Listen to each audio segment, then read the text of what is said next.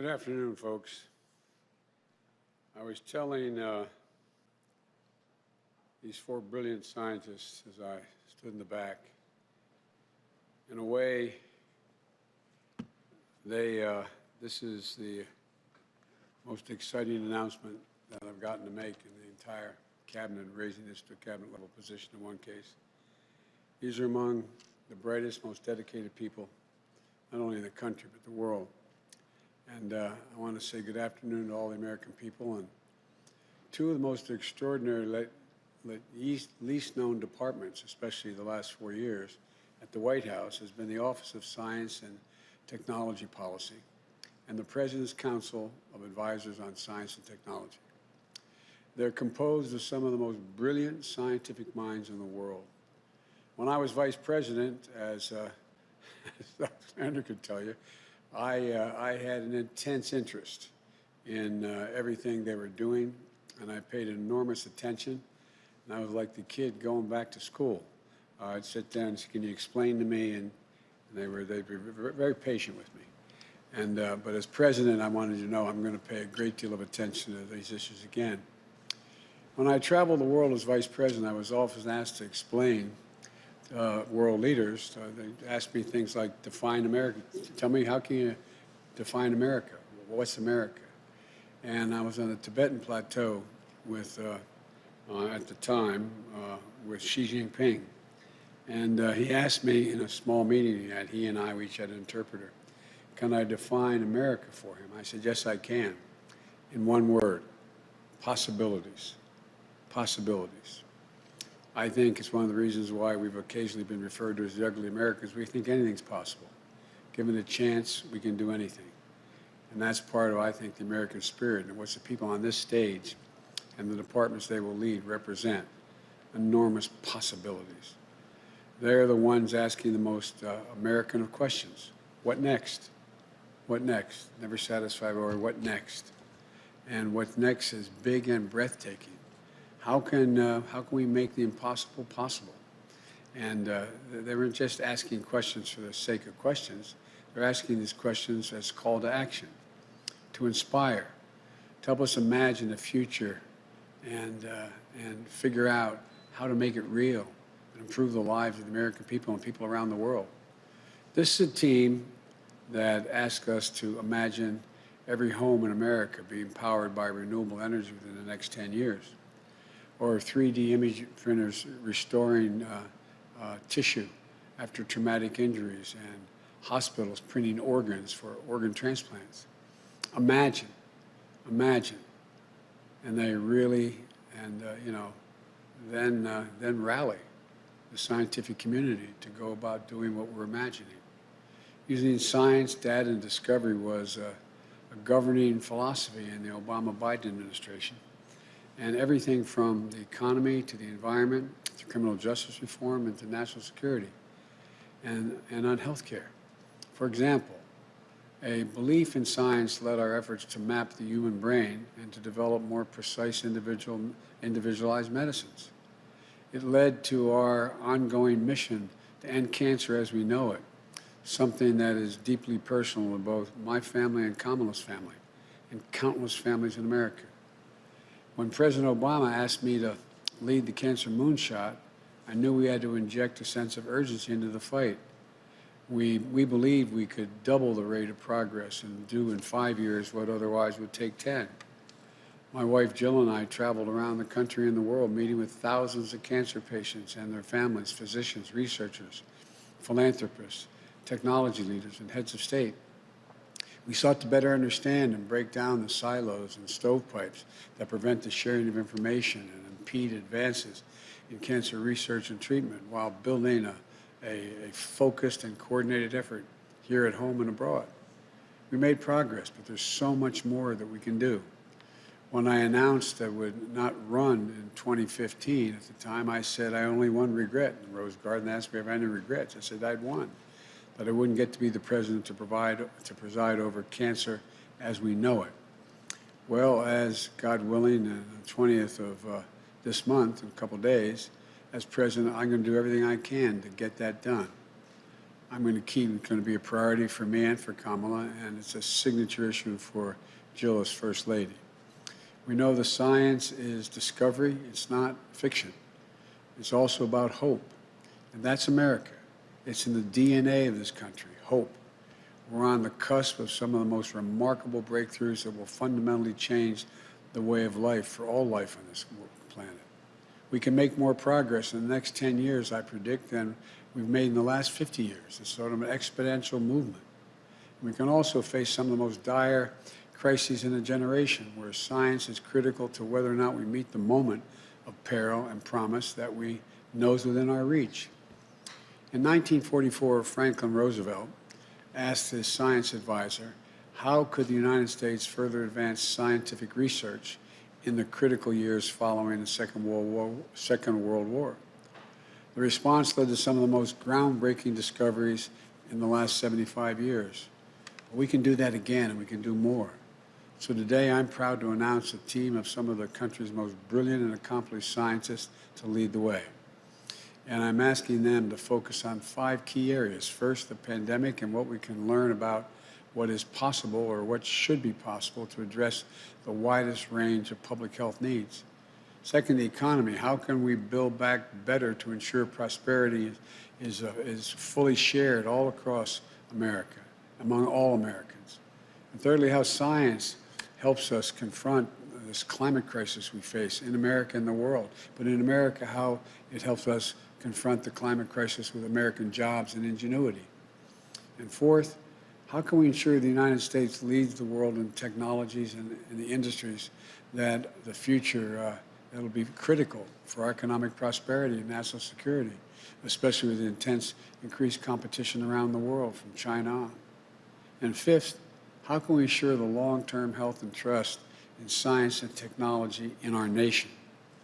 You know, these are each questions that call for action, and I'm honored to announce a team that is answering the call to serve. As the Presidential Science Advisor and Director of the Office of Science and Technology Policy, I nominated one of the most brilliant guys I know, persons I know, Dr. Eric Lander. And thank you, Doc, for coming back. The pioneer, he's a pioneer in the scientific community, principal leader in the Human Genome Project. It's not hyperbole to suggest that Dr. Lander's work has changed the course of human history. His role in helping us map the genome pulled back the curtain on human disease, allowing scientists ever since and for generations to come to explore the molecular basis for some of the most devastating illnesses affecting our world. And the application of his pioneering work are poised to lead to incredible cures and breakthroughs in the years to come. Dr. Lander now serves as the president and the founding director of the Broad Institute at MIT and Harvard, the world's foremost non-profit genetic research organization. And I came to appreciate Dr. Lander's extraordinary mind when he served as the co-chair of the President's Council on Advisors in Science and Technology during the Obama-Biden administration. And I'm grateful that we can work together again.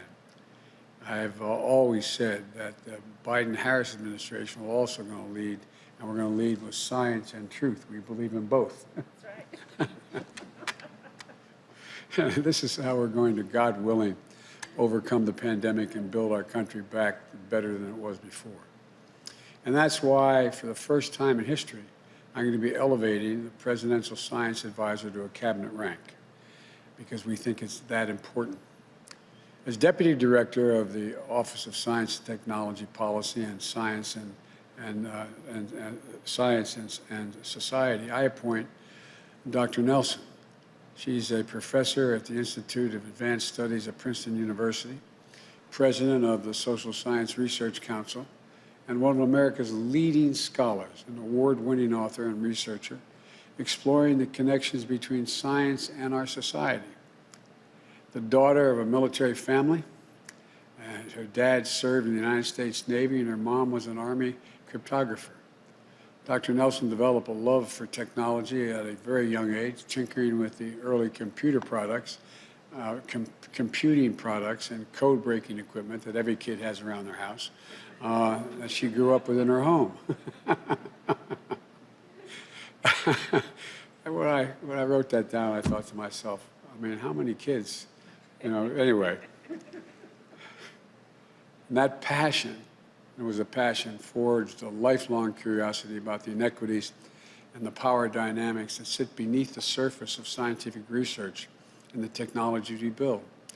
Dr. Nelson has focused on those insights into science, technology, and society like few before ever have in American history, breaking new ground in our understanding of the role of science plays in American life, and opening the door to a future which science better serves all peoples.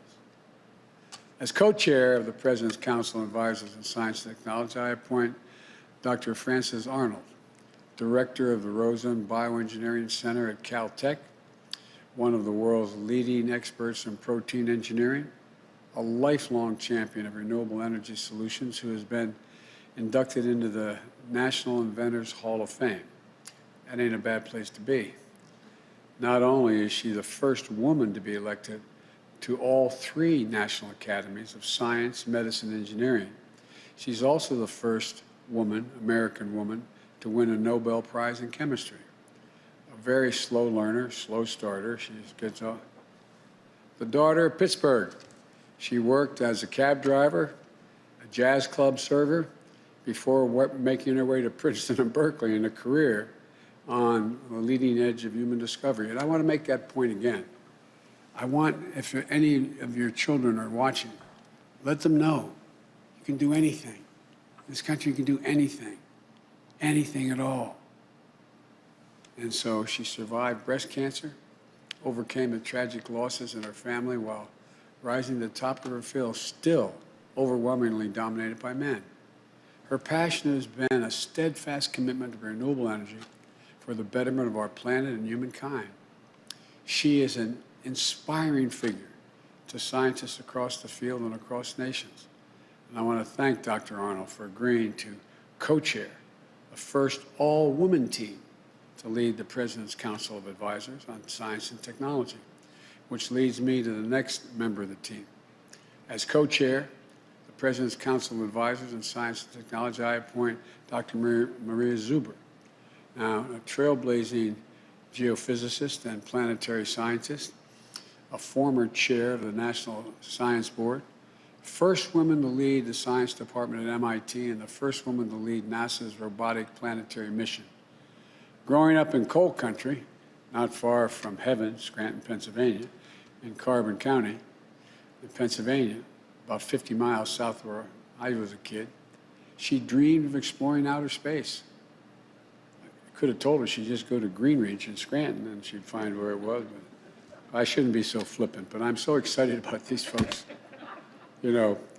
Reading every book she could find and listening to her mom's stories about watching the earliest rocket launch on television, Maria became the first person in her family to go to college and never let go of her dream. Today, she oversees the Lincoln Laboratory at MIT and leads the institution's climate action plan. She's played a leadership role in 10 NASA missions. Her groundbreaking work on planetary mapping has generated some of the most accurate topographical maps humanity has ever produced of the moon and of Mars. Not only is she an explorer of outer space, she's one of the most accomplished explorers in generations. And I'm truly honored that she's agreed to answer this call to service to help us chart new courses of discovery.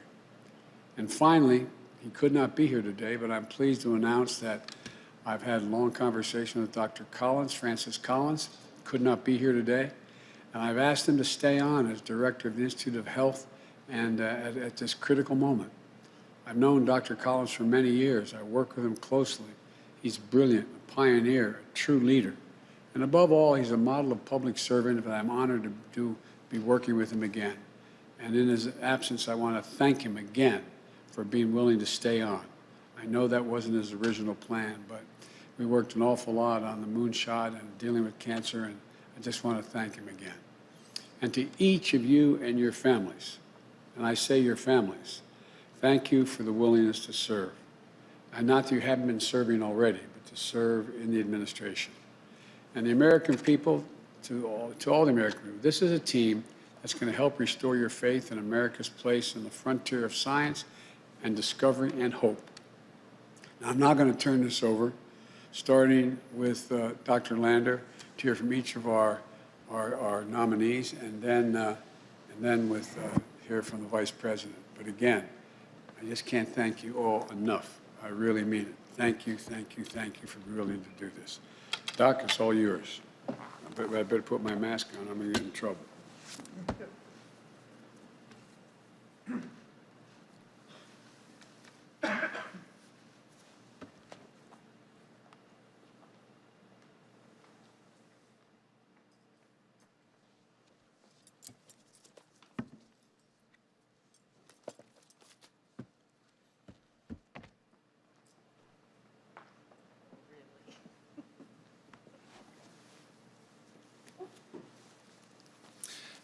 Well, I want to start by thanking you, President-elect Biden and Vice President-elect Harris, for your trust and the opportunity to help elevate science in the White House as we all build back better.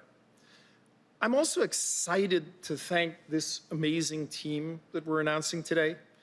They are an extraordinary group of scientific leaders, and I'm looking forward to working alongside each of you and learning from you.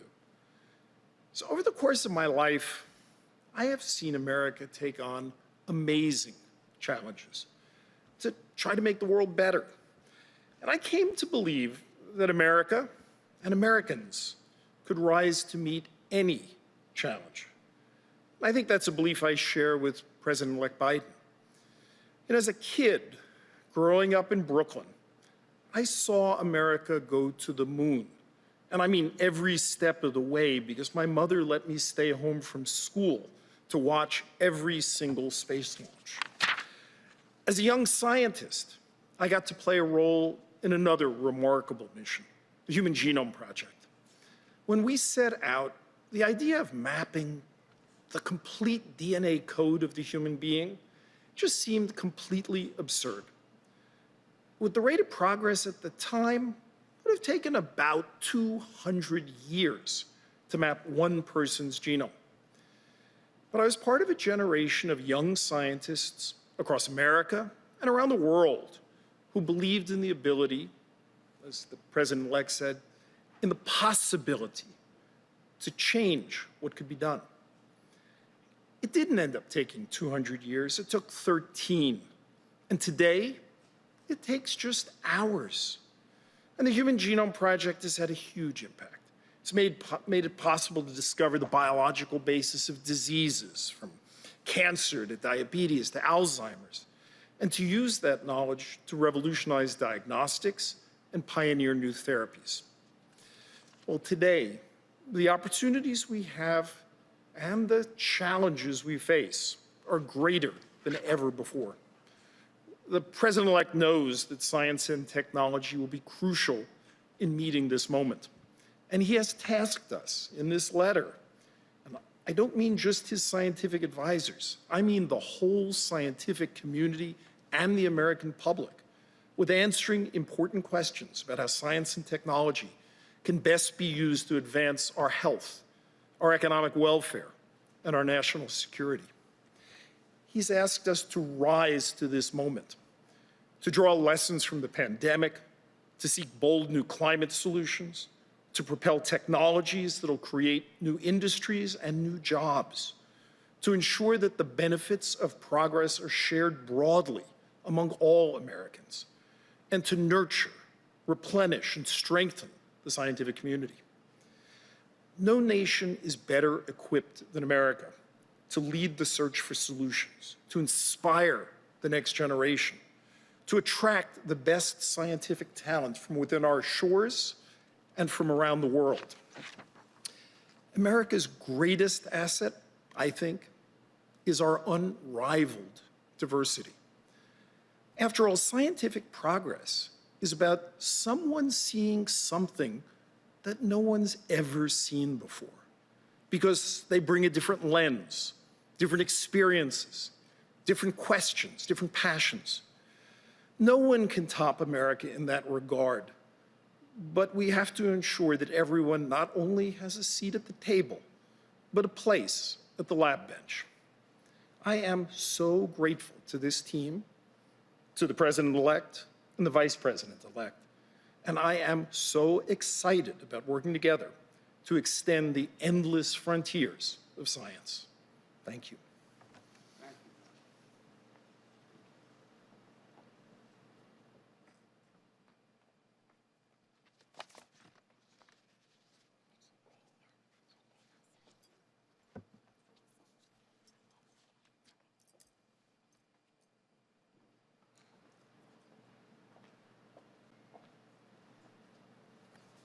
Good afternoon. Thank you, President-elect Biden and Vice President-elect Harris, for your trust, for your faith, and for this extraordinary honor. I am beyond humbled. I come from a family that long dedicated itself to public service. My parents are veterans. My mother, Dolores, served in the U.S. Army and later in federal government. My father, Robert, spent his 30-year career in the U.S. Navy. Thanks to them, I grew up instilled with an abiding belief in the importance of serving one's country. I thank my family for this model of service and also for their love and support. Now, I am deeply grateful that I will have the opportunity to lend my own experience and expertise in public service. For an academic whose work stands at the intersection of technology, science, and our social fabric, there is no mistaking the power and meaning of the moment we are living through today. Of course, science and technology have permeated nearly every aspect of our lives throughout the course of human history. But perhaps never before in living memory have the connections between our scientific world and our social world been quite so stark as they are today. The COVID-19 crisis has inflicted extraordinary suffering, but it has also held up a mirror to our society, reflecting in its deadly wake resource gaps and medical disparities, the inequality we've allowed to calcify. And as new technologies take root in our lives, from artificial intelligence to human genome editing, they reveal and reflect even more about the complex and sometimes dangerous social architecture that lies beneath the scientific progress we pursue. Science at its core is a social phenomenon. It is a reflection of people, of our relationships, and of our institutions. When we provide inputs to the algorithm, when we program the device, when we design, test, and research, we are making human choices. Choices that bring our social world to bear in a new and powerful way. It matters who makes these choices. It matters who they're thinking about when they do. That's why, in my career, I've always sought to understand the perspective of people and communities who are not usually in the room when the inputs are made, but who live with the outputs nonetheless. As a Black woman researcher, I am keenly aware of those who are missing from these rooms. I believe we have a responsibility to work together to make sure that our science and technology reflects us, and when it does, that it reflects all of us, that it reflects who we truly are together. This too is a breakthrough. This too is an innovation that advances our lives. We have an incredible window of opportunity ahead of us to approach our science and technology policy in ways that are honest and inclusive, to bring the full strength of our communities, our experiences, our concerns, and our aspirations to every table we think, as we think through emergent forms of science and technology. There has never been a more important moment for scientific development, to get scientific development right, or to situate that development in our values of equality, accountability, justice, and trustworthiness. It is my honor to pursue that effort with this distinguished team and with a president-elect and vice president-elect who stand up proudly and consistently for scientific integrity and the dignity and worth of every community. Thank you.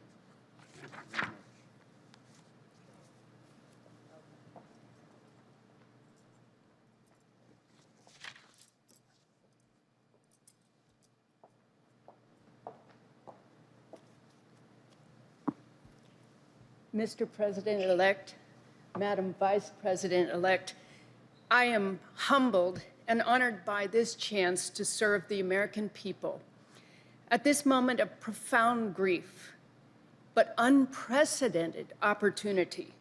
As an engineer by training, there's a certain temptation to see the work ahead of us as a series of difficult problems to be solved. But the truth is, that's not what drew me to this role. Like the rest of this extraordinary team, I'm here today because of love. A love of science, yes, but also a deeper love of our planet and of our people, without whom science has no purpose or meaning. I embarked on my own version of this love in the 1970s, beginning a career in solar energy at a time when our nation was in the grip of an energy crisis. In the years since, my belief has grown that our highest responsibility in each generation is to preserve our fragile planet, prepare our economy and our workforce for the future, and pass on a better world. Science-based decision-making has always been our most powerful tool for meeting that responsibility, perhaps never more than today. As a pandemic rages, taking so much and threatening all that we love, we look to science and technology for answers. Technology to stay connected to one another, science to find vaccines and light our path out of darkness.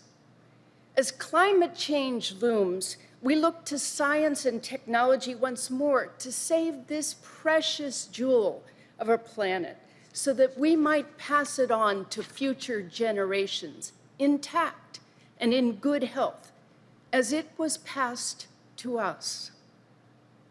In a time of economic crisis, we look to science to develop the industries of the future, the ones that will breathe new life into our livelihoods and provide the good jobs that lift up families and our communities and bring dignity and security to all of our people. And in a moment of torrential divisions, science offers us a common shelter of facts and truth, within which we can begin to come together and in time to heal. Science, once again, is not about cold solving of problems. It's a warm and beautiful exploration of the unknown, an expression of human curiosity that propels us forward and allows us to fulfill our most important responsibilities.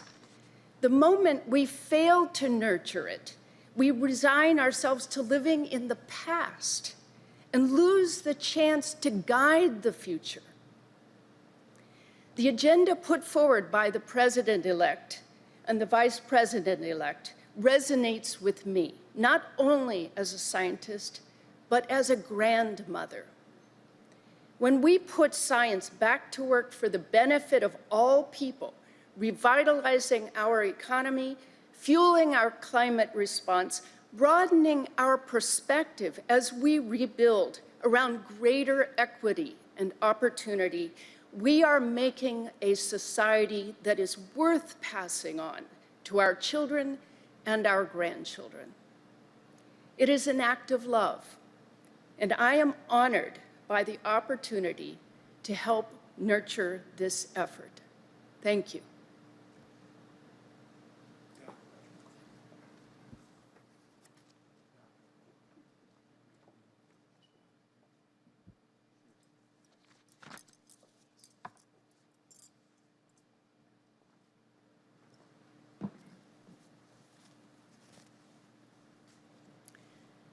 Mr. President-elect, Madam Vice President-elect, thank you for this incredible opportunity.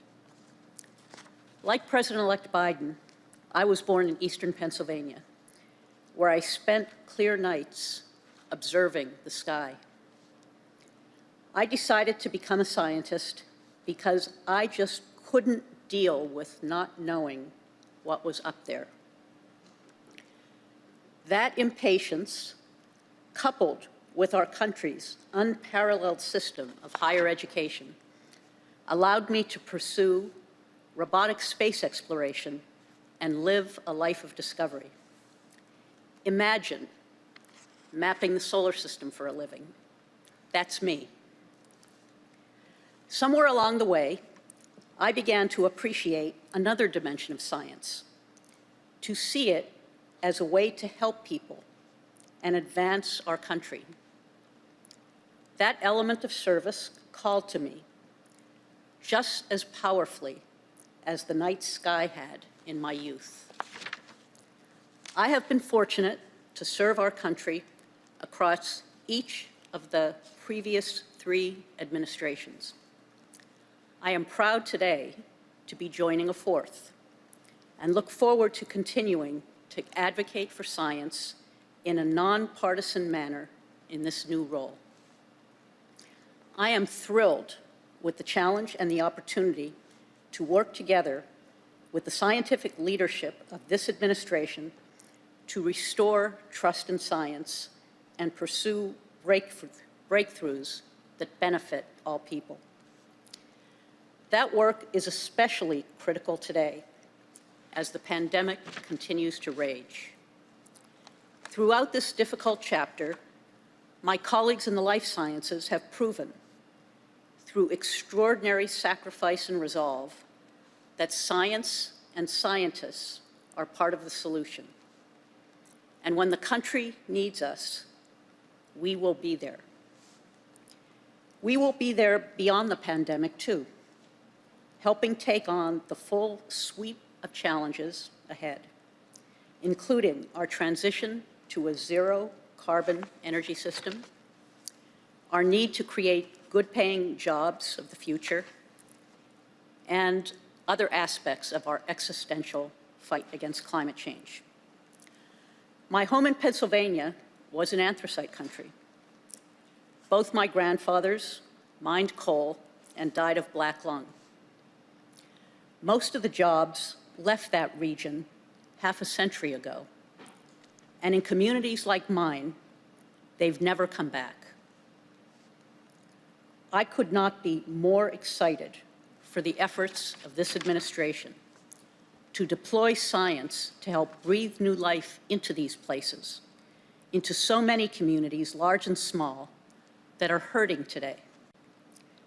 Bold scientific leadership will be a critical component of building back better, guarding our health and safety, helping spark new clean industries, and keeping America competitive in the race for those well-paying jobs of the future. I am honored to be a part of this effort, and I can't wait to get to work. Thank you.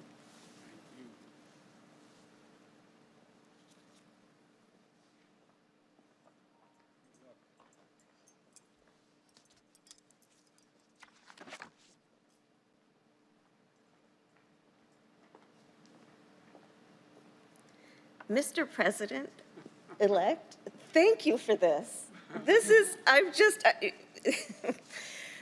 the President-elect and I can nerd out a little sometimes, but this is so fantastic. Thank you. And I'll tell you, I feel a certain kinship with the nominees we are bringing together today, because my mother was a scientist, an endocrinologist, and she was so passionate about science. She basically had 2 goals in her life: to raise her 2 daughters and to end breast cancer. In fact, when I was young, I'd go with her to the lab where she would give me jobs to do. These folks will appreciate my least favorite was cleaning pipettes. Exactly. But when you're the daughter of a scientist, science has a way of shaping how you think and see the world. My mother used to talk about the scientific method as if it were a way of life. And she instilled in me a fundamental belief in the importance of collecting and analyzing data, facts, of forming a hypothesis, and recognizing that it's not a failure to reevaluate that hypothesis when the facts don't add up, of making decisions not based on intuition or ideology, but based on evidence. And today, the importance of that lesson, of following the science, of listening to the scientists, is clear everywhere we look. From a pandemic that has taken such a devastating toll, partly because our nation's leaders did not listen to the scientists from the start, to raging wildfires, record-breaking storms, and a climate crisis that scientists agree is caused by human beings. The science behind climate change is not a hoax. The science behind the virus is not partisan. The same laws apply. The same evidence holds true, regardless of whether or not you accept them. And President-elect Biden and I will not only listen to science, we will invest in it so we can achieve breakthroughs, from strengthening public health to tackling climate change.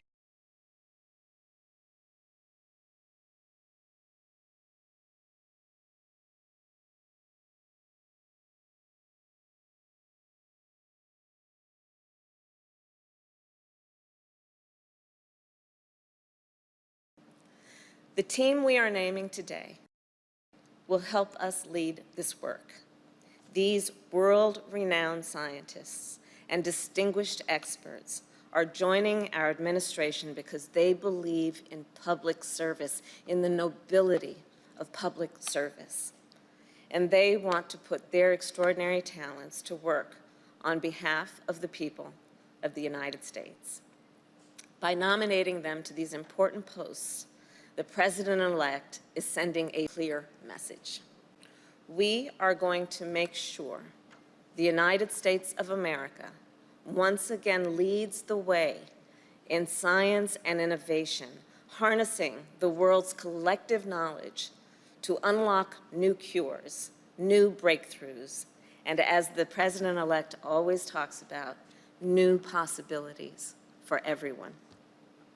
So let me close by saying this. A few weeks ago, I got the first dose of my coronavirus vaccine. It was the Moderna vaccine, and it was developed with NIH, the National Institutes of Health, by a team that was co-led by a 34-year-old black woman by the name of Dr. Corbett. So I have a message for all the little girls and boys out there who dream of growing up to be a superhero. Superheroes aren't just about our imagination. They are walking among us. They are teachers and doctors and scientists. They're vaccine researchers like Dr. Corbett. And you can grow up to be like them too. So let's dream big, lead with conviction, and see ourselves, each one of us, as the superheroes of tomorrow. Because the beauty of science is that it is about the pursuit, as has been talked about what we can do to improve the human condition, to lift people up, to see what can be, unburdened by what has been.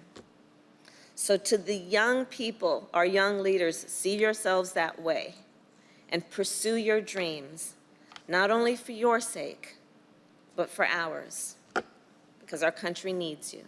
And again, Mr. President-elect, thank you so very much. Thank you. I got to say one thing. I'm not supposed to speak again.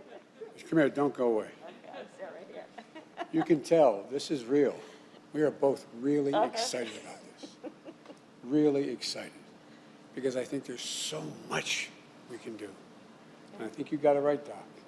We have the most diverse population in the world that's in a democracy that functions. And there's so much we can do. I can't tell you how excited we've been about doing this. We saved it for last. I know it's not, we're not naming the Department of Defense and the Attorney General, but I tell you what, you have more impact on what our children are going to face and our grandchildren, what they're going to have opportunities to do than anybody. And she's pretty good too, isn't she? Pretty good. I may not be much, but I know how to pick them. So anyway, this is really, we're going to be doing a lot of work and I can hardly wait to have you. I'm taking this beyond what we're supposed to do. See you all. Okay. Come on.